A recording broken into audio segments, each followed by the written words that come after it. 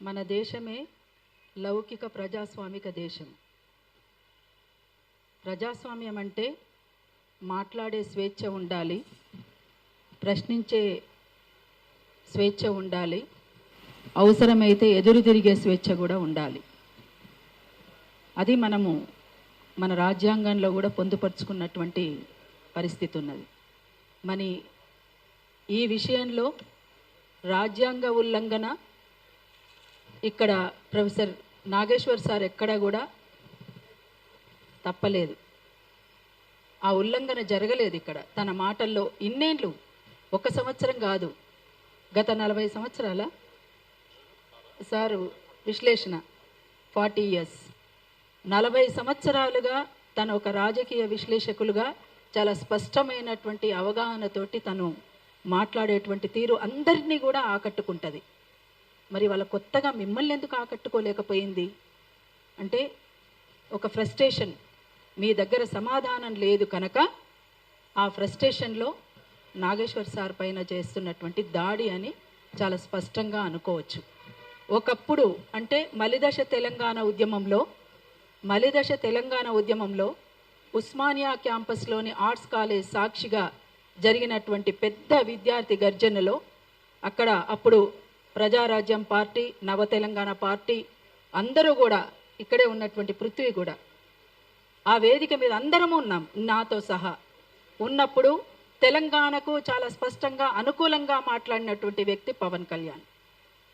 మరి ఇవాళ తెలంగాణ ప్రజల పట్ల ఏమన్నా ప్రేమ తగ్గిందా అంటే పార్టీలు వేరైనంత మాత్రాన ప్రజల పట్ల మమకారం తగ్గుతుందా అంటే అక్కడి ప్రజలు వేరు, ఇక్కడి ప్రజలు వేరా? ప్రజలు ఎక్కడున్నా ప్రజలే, పెట్టుబడిదారులు ఎక్కడున్నా పెట్టుబడిదారులే.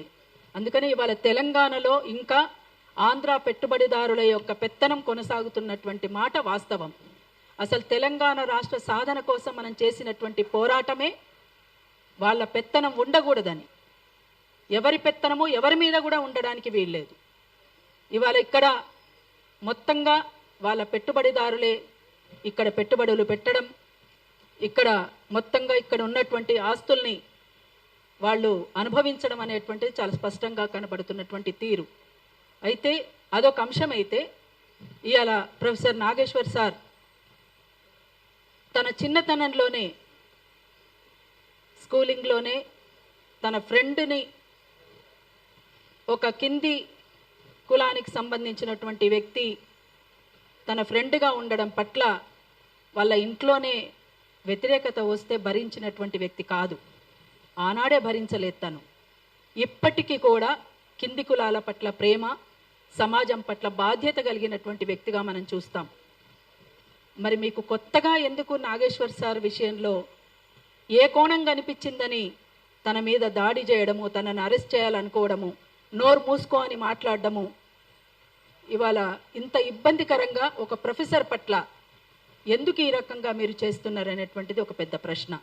అందుకనే ఎవరమైనా ఎక్కడైనా మాట్లాడేటువంటి స్వేచ్ఛ ఉండాలి, ప్రశ్నించే స్వేచ్ఛ ఉండాలి, ప్రశ్నిస్తారు కూడా. పొరపాటు జరిగిన చోట ప్రశ్నించడం అనేటువంటిదే సమాజం పట్ల బాధ్యత కలిగినటువంటి వ్యక్తులుగా ఉంటారు వాళ్ళు. లేదంటే అసలు వాళ్ళకి బాధ్యతనే లేనట్టు. ప్రశ్నించకపోతే ఇంకా బాధ్యత ఎక్కడున్నది? మరి ఇంత జరుగుతుంటే, ఇంత చర్చ జరుగుతుంటే, ఇంత సీరియస్గా ఈ రకమైనటువంటి దాడులు కొనసాగుతూ ఉంటే ఒక ప్రొఫెసర్ నాగేశ్వర్ సార్ దగ్గరనే ఆగిపోతుందా? ఇది ఈ రకమైనటువంటి మొదలైనవి అంటే ఎక్కడి దాకానైనా పోతాయి ఇవి. అందుకని ప్రపంచంలో మొత్తంగా ప్రపంచ స్థాయిలో ఉన్నటువంటి నాగేశ్వర్ సారు యొక్క తన విశ్లేషణను ఎవరెవరు ఎంతకాలం నుంచి చూస్తున్నారో ప్రతి ఒక్కరు కూడా స్పందించాల్సినటువంటి అవసరం ఉన్నది దీని మీద. అట్లనే తెలంగాణలోని ప్రభుత్వం కూడా స్పందించాలి, అన్ని రాజకీయ పార్టీలు కూడా స్పందించాలి, ఇంకా పౌర సమాజం కూడా స్పందించాలని చెప్పేసి అరుణోదయ సాంస్కృతిక సమాఖ్య ద్వారా ఈరోజు ప్రొఫెసర్ నాగేశ్వర్ సార్ పైన జరుగుతున్నటువంటి దాడిని చాలా తీవ్రంగా కూడా ఖండిస్తున్నామని చెప్పి కూడా తెలియజేస్తా ఉన్నాం. థ్యాంక్ యూ అక్క. ప్రశ్నించుడు అనేది ఒక హక్కు. ఆ హక్కు తెలంగాణలో తొక్కే ప్రయత్నం చేస్తే తెలంగాణ